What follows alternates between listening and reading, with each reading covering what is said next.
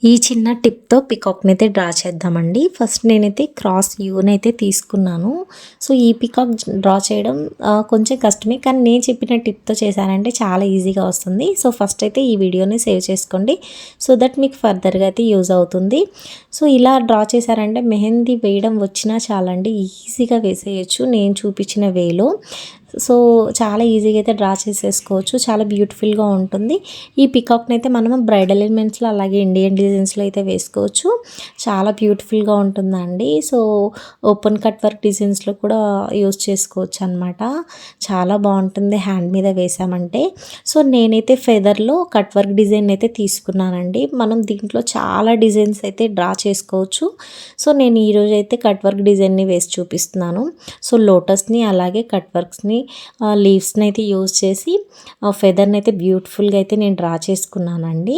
So, దీంట్లో డిజైన్ని ఏదైనా వేసుకోవచ్చు, మన ఇష్టం అనమాట.